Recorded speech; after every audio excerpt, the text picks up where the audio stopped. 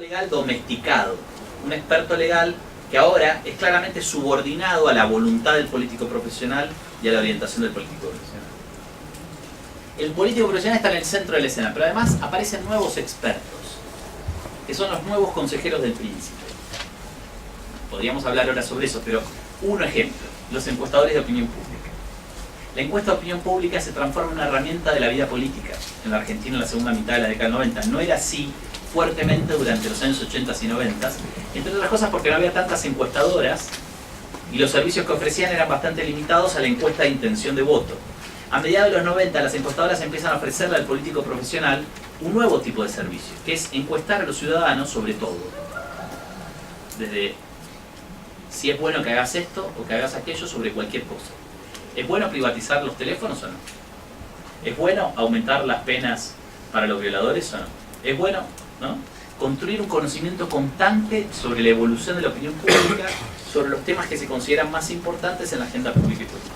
Un nuevo estilo de conexión entre el encuestador y el político, que no solo mide intención de voto e imagen, sino que mide la evolución del clima sobre determinados temas en la opinión pública y que alimenta ese saber a la toma de decisiones por parte del político. Otro ejemplo extraordinario son los asesores, los que van a empezar a nacer en este momento en la Argentina, los segurólogos. Son asesores expertos en seguridad. Entonces, como vos decís, ¿y vos por qué sos experto en seguridad? Bueno, soy experto en seguridad. Es más complejo, digamos, pero se construyen afirmaciones de esa expertise que no tienen mucho que ver con el mundo académico, pero tienen alguna conexión en algún momento con el mundo académico, tienen conexiones con el mundo de las organizaciones no gubernamentales que se interesan por estos problemas, tienen que ver con conexiones con el mundo de los organismos internacionales que crecientemente empiezan a interesarse en estos problemas, Banco Interamericano de Desarrollo, Banco Mundial, ¿no?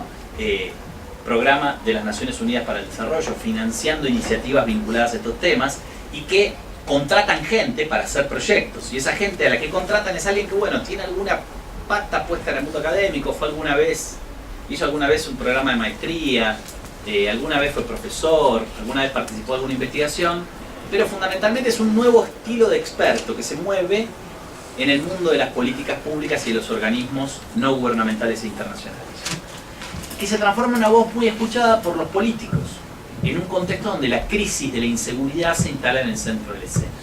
Porque son personas que le hablan al político en un lenguaje que no es el complejo lenguaje del derecho, sino que es un lenguaje tipo, che, ¿y entonces qué hacemos ahora?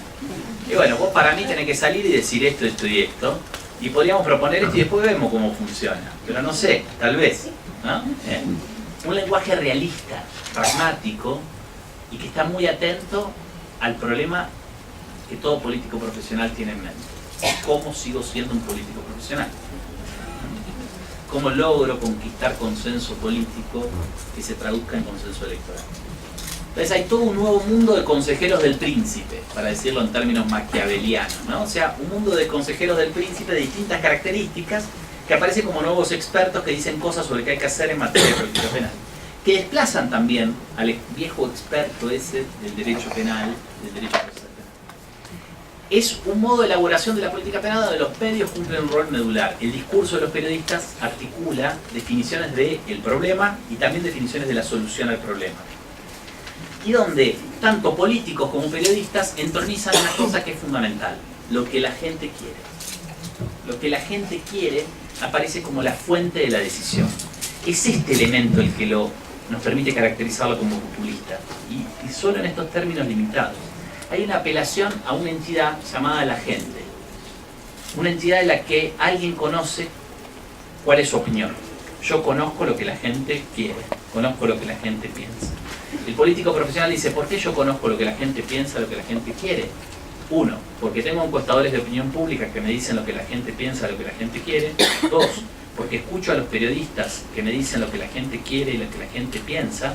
Porque además cuando escucho la radio o veo la televisión, escucho además a los ciudadanos que en los talk shows empiezan a hablar diciendo cosas sobre lo que quieren y lo que piensan, y eso que dicen sobre lo que quieren y lo que piensan es una evidencia empírica de lo que la gente quiere y piensa. Y 3, en un contexto de historia política como el de la Argentina, de altísimo nivel de contacto de los líderes políticos con los ciudadanos, de contacto directo. La Argentina tiene una larga historia de hacer políticas a través de actos, de contacto directo del líder con sus potenciales votantes. El político profesional dice, la gente me lo dice. ¿Cómo me lo dice? Me lo dicen esos encuentros que tengo cara a cara. Cuando voy a inaugurar una obra pública, cuando hago un acto de carácter político, cuando me encuentro cara a cara con la gente me lo dice. Entonces yo sé lo que la gente quiere. Porque la gente me lo dice a mí. Entonces se construye esta entidad, lo que la gente quiere, como fuente de legitimación de las decisiones. Se desplaza el saber externo, se coloca lo que la gente quiere como centro de la escena. Por supuesto, no es lo que la gente quiere, no existe. Es una construcción en las manos de estos actores, pero una construcción extraordinariamente efectiva en la legitimación de decisiones de carácter penal. Entonces se instala fuertemente el objetivo de incrementar la punitividad en el espacio público y político y se generan iniciativas penales que van en esa dirección. Hay muchas reformas legales a fines de los 90 y comienzo de los 2000 que incrementan las penas para determinado tipo de delitos, amplían el uso de la prisión preventiva, de hecho vuelven el uso de la prisión preventiva obligatorio cuando a uno le imputan determinados delitos, algo inimaginable en la lógica del proceso penal de una sociedad, de un Estado de Derecho, ¿no? La automaticidad de la prisión preventiva por ser imputado por un delito. Y por último, la reducción de la posibilidad de acceder a la libertad condicional y a otros beneficios penitenciarios que impliquen salir de la prisión. Esto articula lo que yo he tratado de llamar en varios textos, y por ahora sigo llamando del mismo modo, populismo penal desde arriba. ¿Qué quiere decir esto? Bueno, hay una cierta literatura que antes hice referencia muy escuetamente en el mundo de la lengua inglesa sobre la noción de populismo penal. Esa literatura nació en un artículo de 1995 de un criminólogo británico llamado Anthony Bottoms, que construyó una primera aproximación y luego fue reforzada por otros intelectuales que han contribuido mucho a solidificar esa idea para describir una tendencia penal contemporánea. Uno de sus autores fue David Garland, en su libro La cultura del control, el mismo del que hablamos hoy más temprano en la mañana. Especialmente en el trabajo de Garland, pero también en otros autores muy respetados en esta misma dirección como John Pratt, especialmente en un libro del año 2007 que se llama precisamente Populismo Penal.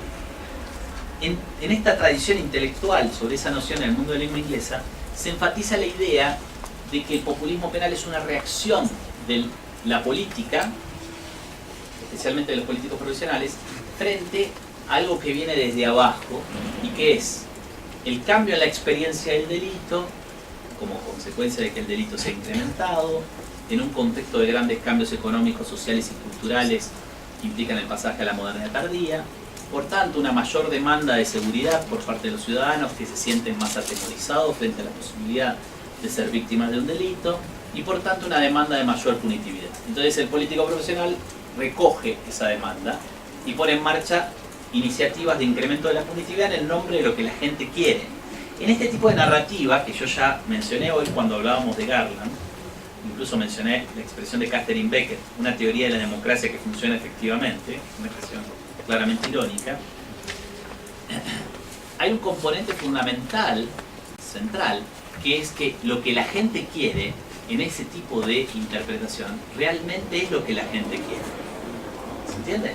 Para autores como Garland o Pratt, hay una gente allá afuera, una gran masa de ciudadanos, que efectivamente demanda lo que los políticos profesionales dicen que la gente quiere.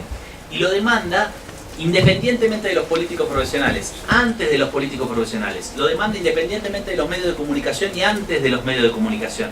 Es una demanda que se construyó en un lugar puro, que es el lugar de la experiencia y de la vida cotidiana de los individuos de las sociedades contemporáneas, intocada por los políticos, por los medios. Una experiencia, ¿se entiende?, no mediada por ningún mensaje, ni del discurso político ni del discurso mediático. Para mí eso no existe. No existe eso. No existe esa experiencia intocada, no mediada. Pero además en el caso específico de la Argentina es completa y absolutamente evidente que la puesta en marcha de un discurso de la mano dura es una reacción política frente a una crisis de legitimidad política por parte de actores políticos que forman parte de una élite política. y que esos actores políticos ponen en marcha encuestas de opinión pública que ratifican lo que ellos dicen. Encuestas de opinión pública pagadas a empresas privadas al servicio de los políticos profesionales. No encuestas nacidas de institutos de investigación independientes que tratan de medir si efectivamente la gente reclama mano dura. Encuestadoras que además usan preguntas del estilo: frente a una persona que ha violado y asesinado salvajemente a un niño, ¿usted cree que deberíamos penarlo más que antes o menos? Ni siquiera diciéndole cómo lo penamos. No, más. Ese tipo hay que penarlo más. Esto es una exageración. Pero, quiere decir, preguntas tales como: frente al grave problema de la inseguridad frente al delito que padece la sociedad argentina, ¿usted cree que una respuesta adecuada sería incluir la pena de muerte en nuestro ordenamiento jurídico? ¿Sí o no? Sí, 54%, no, 46%. La gente quiere más mano dura. Ese tipo de preguntas son terriblemente capciosas, formulan, orientan las respuestas, producen respuestas. Y hay hoy una investigación empírica muy sólida, usando incluso herramientas como las de la encuesta, que nos muestran eso. Si preguntamos a la gente cosas distintas, dichas de un modo distinto, tenemos respuestas distintas. Y el público punitivo se desvanece. Nosotros no tenemos encuestas de este momento histórico. Yo no tengo herramientas hechas por la investigación social independiente para poder interrogar críticamente la afirmación de este momento histórico de que lo que la gente quiere es más pena. Pero sí he hecho yo, desde hace 10 años, encuestas de ese tipo en mi ciudad, que es una ciudad pequeña de 600.000 habitantes. No tengo encuestas sobre toda la Argentina, porque nunca nadie me dio el dinero para hacerlo, digamos así, no sé si lo podría hacer, porque es muy difícil de hacer, pero nosotros encuestamos 2.800 hogares cada 2 años, que no es una encuesta pequeña, una encuesta muy significativa. Y hacemos 23 preguntas sobre punitividad del público.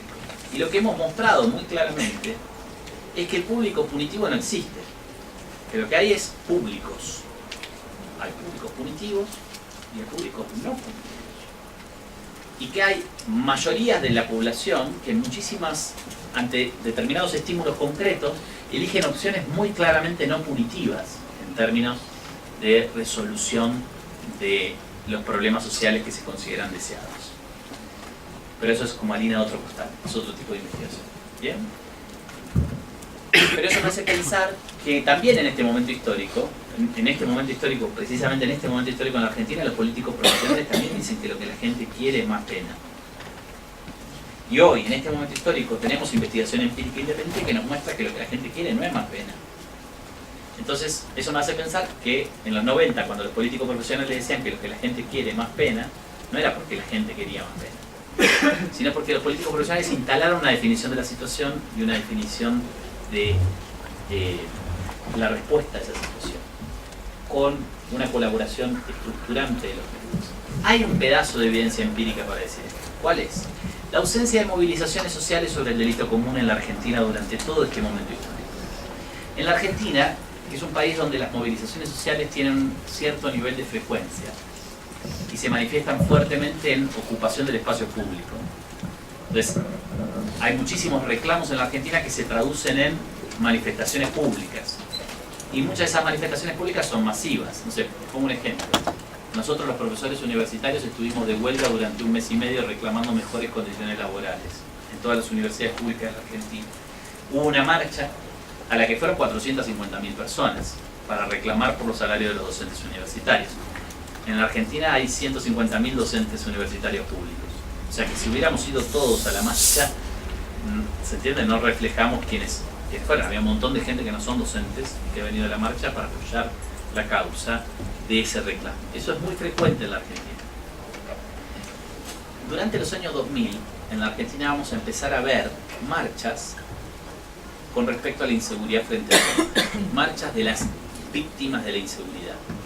Pero durante este momento histórico no hay marchas de las víctimas de la inseguridad. Hay marchas de las víctimas del delito de los poderosos. En la Argentina acompañan a la transición a la democracia. El movimiento por los derechos humanos es un movimiento de víctimas, en parte en la Argentina. Hijos, madres y abuelas, que reclaman con respecto a crímenes, pero producidos por poderosos, por agentes estatales.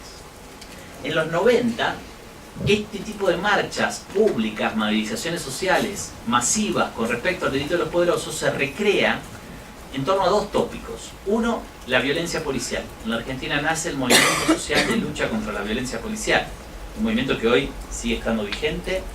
Hace 3 semanas hubo una marcha que se replicó en 7 ciudades argentinas para denunciar la violencia policial. Nace, de hecho, la primera organización enteramente dedicada a la lucha contra la violencia policial, que se llama la Coordinadora contra la Represión Policial e Institucional, la CORREPI, que es una organización que hoy sigue estando activa en la Argentina. Pero también nacen las marchas en torno a casos de delito de los poderosos ligados al mundo de la política y de la economía. Hay un caso que es el caso María Soledad, de una joven violada y asesinada por una serie de políticos de una provincia del norte de la Argentina que estaban en el gobierno, la provincia de Catamarca. Entonces, a medida que el caso va mostrando la complicidad no solamente de los participantes directos, sino de todo el esquema gubernamental, nacen unas marchas que se llaman las marchas del silencio, que fueron lideradas además por una monja, tienen un montón de connotaciones muy particulares, que van a ser muy efectivas en destruir ese gobierno provincial y de hecho destruir a ese sector de la élite política en esa provincia como consecuencia de ese caso. Y otro ejemplo es el caso Cabezas, que es el caso de un periodista gráfico, un reportero gráfico que es asesinado en 1997 porque es mandado a asesinar por un empresario muy oscuro de la era menemista que hizo muchos negocios con el Estado y ganó mucho dinero, que se llamaba Alfredo Chabrán. Y este periodista, reportero gráfico, es el primer periodista en fotografiarlo. Este tipo era tan oscuro que nadie sabía cuál era la cara. Entonces lo fotografía y se hace un reportaje gráfico con sus imágenes. El tipo lo amenaza, luego de amenazarlo lo manda a asesinar. A partir de eso se lanza una marcha contra este personaje y en torno a este caso, primero de reporteros, de periodistas, pero en general de ciudadanos, de organizaciones. Entonces tenemos toda una serie de movilizaciones que están ligadas al delito de los poderosos, pero no al delito común. Entonces, ¿cuáles son las condiciones para que emerja este populismo penal desde arriba? Esta ola de crecimiento de la punitividad que es encarnada por tiene como actores fundamentales a los periodistas y a los políticos profesionales y a los nuevos consejeros del príncipe de los políticos profesionales. A mi juicio hay varias. En primer lugar, un alto nivel de politización de la cuestión criminal. Es decir, la cuestión criminal se instala en la agenda pública y política. El menemismo logra un objetivo extraordinario, que es hacer que la política hable del problema de la inseguridad frente al delito. Por tanto, que hable menos de la desigualdad, de la pobreza, de la desocupación o de la precariedad. Que se hable menos de las reformas neoliberales y sus efectos perversos. Que se hable menos de la corrupción que las reformas neoliberales pusieron en marcha. Pero además hay una cosa muy importante que está marcada por el cambio político de fines de los 90 en la Argentina, por el ascenso de una pretendida alternativa política que reproduce exactamente las mismas líneas de política económica y social de la década menemista, que es un sentido de la inevitabilidad y la irreversibilidad de las reformas neoliberales. La idea de que las reformas neoliberales son irreversibles, no se pueden deshacer. Pese a que fueron hechas, no pueden ser deshechas, ¿no? Que es un estado de cosas, que forma parte del tren de la historia, y que bueno, y ahí está, es una especie de fuerza mística que nos lleva a neoliberalizar la vida social. Suerte, no se puede volver atrás. Por lo tanto, no podemos combatir políticamente sobre eso, ¿no? Es inevitable, es irreversible. Entonces, el combate político se dirige a otra dirección. Por ejemplo, ¿qué hacemos con la inseguridad frente al delito? Los actores políticos eligen hablar sobre eso y hablan sobre eso y llenan su tiempo de presencia en los medios de comunicación de palabras en torno a la inseguridad frente al delito. Hay un segundo elemento muy importante que es el precedente modo elitista de formulación de la política penal. De hecho, buena parte de los impulsores del populismo penal desde arriba, desde los 90 en adelante, de fines de los 90 en adelante en Argentina, van a decir: no sé de qué se quejan quienes dicen ser demócratas. Nosotros hacemos lo que la gente quiere. Nosotros somos verdaderos demócratas. Antes, las decisiones en materia de derecho penal las tomaban 4 expertos reunidos con 4 políticos en un despacho. Nosotros ahora tomamos decisiones que la gente nos reclama. Miren las encuestas de opinión pública, miren lo que dicen los ciudadanos cuando hablan a los programas de la radio, cuando hablan a los programas de televisión. Nosotros estamos construyendo un verdadero modo democrático de producción de la política pública, frente al déficit democrático. Hay muchísimos dichos en esa dirección de muchos políticos. Yo he registrado en mi investigación que son verdaderas claras en muchos sentidos. En tercer lugar, una absoluta debilidad de la burocracia especializada en una tradición de evidence-led policy. Es decir, en la Argentina, como en todos los países de América Latina, en realidad me animaría a decir, no hay un límite a un populismo penal desde arriba puesto por actores estatales que sean verdaderos burócratas, en el sentido weberiano de la expresión, y que tengan un cierto nivel de independencia de los vaivenes de la política. En la Argentina cambia el presidente y los ministerios cambian en un 60-70%. Es decir, todos los funcionarios de jerarquía son designados políticamente. Entonces el vaivén de la política es muy importante en el funcionamiento de esos ministerios. Hay muy pocas voces burocráticas independientes. Las que persisten son como yo le decía siempre a un amigo que fue director nacional de política criminal de la República Argentina durante 17 años y sobrevivió a muchos cambios políticos porque su cargo era por concurso, era un cargo de definición política. Yo le decía a él, lo apodaba Highlander, ¿se acuerdan de esa película de ¿Y cómo se sobrevivía como Highlander? ¿Cómo sobrevivía Highlander? Bueno, acomodándose. No estoy haciendo ningún juicio moral, pero digamos, lo que hacía era acomodarse a los vientos. Negociaba, transaccionaba. Bueno, ¿vos qué querés? Bueno, ¿qué me vas a dar? Tenía su propia agenda, trataba de instalar temas, fracasaba en la mayor parte de los casos, diría yo, pero bueno, eso le permitió de algún modo subsistir. Entonces no hay un límite o un obstáculo al populismo penal que nazca de una burocracia especializada que toma decisiones independientemente de los vaivenes de la vida política.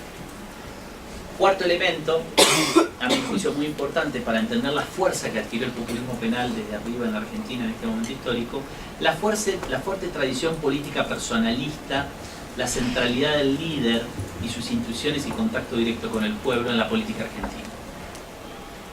Este despliegue de Menem como el líder del populismo penal es un despliegue muy favorecido por una serie de elementos que caracterizan el modo de funcionamiento de la política en la Argentina en general.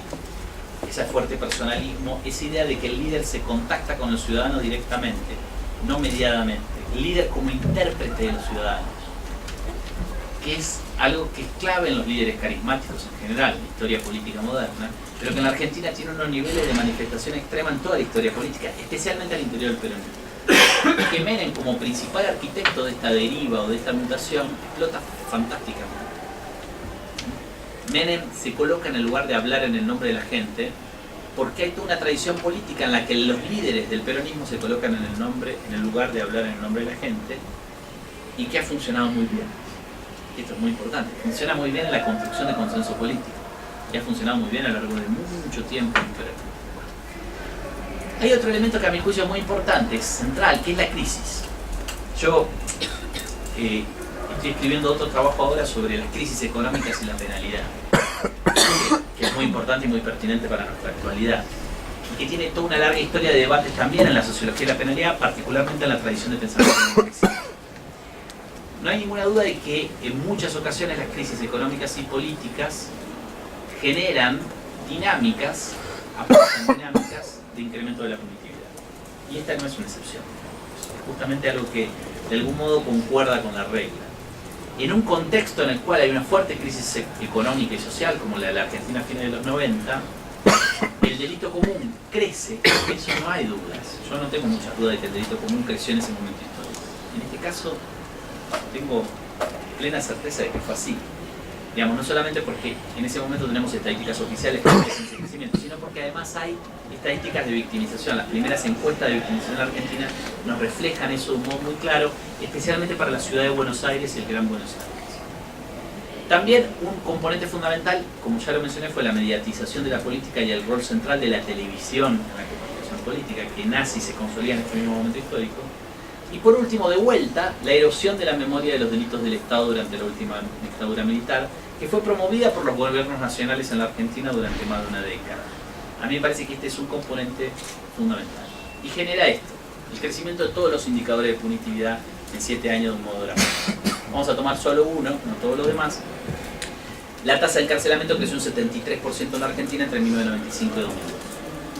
Es difícil encontrar muchos lugares en los que en 7 años la tasa de encarcelamiento crezca 70%. Un crecimiento extraordinario. Pero todos los otros indicadores crecieron muchísimo. La tasa de encarcelamiento a nivel nacional pasó a ser en el año 2002 en la Argentina de 123 presos cada 100.000 habitantes. Todos los otros indicadores sobre sentencias nos muestran exactamente lo mismo. Entonces, en la Argentina de comienzo de los 2000, tenemos una Argentina en la que se encarna un giro punitivo, efectivamente, ¿no? Con una dinámica que es la que yo he tratado de describir.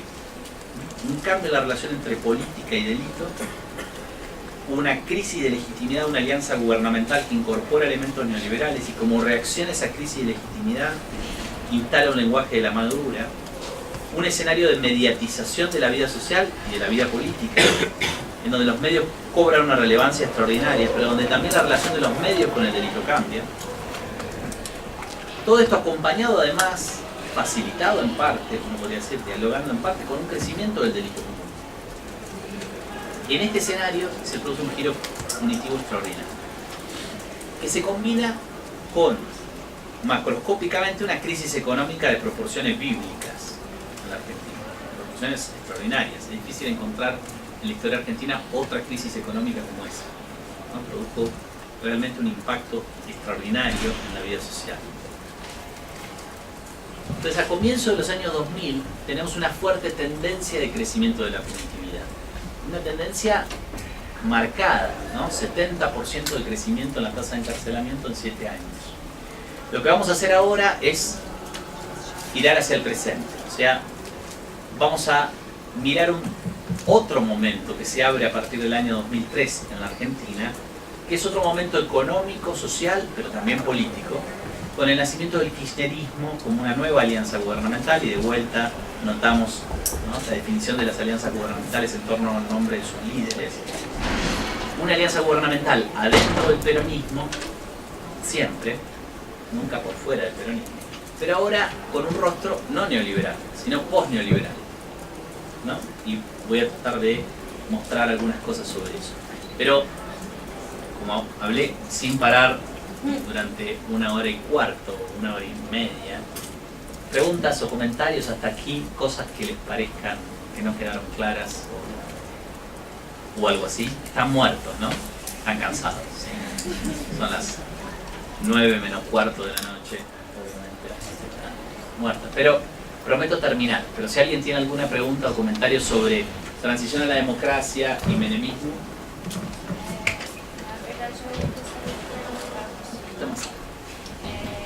Eu gostaria de pedir para o senhor, se o senhor pudesse comentar alguns livros ou alguns autores que falem do populismo penal desde arriba.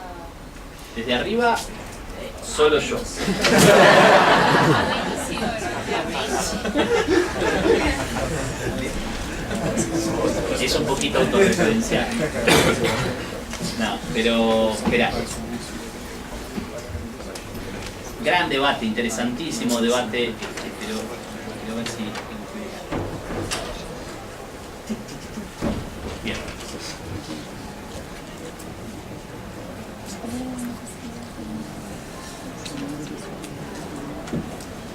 El primero de esos textos, está ahí, que no se ve nada.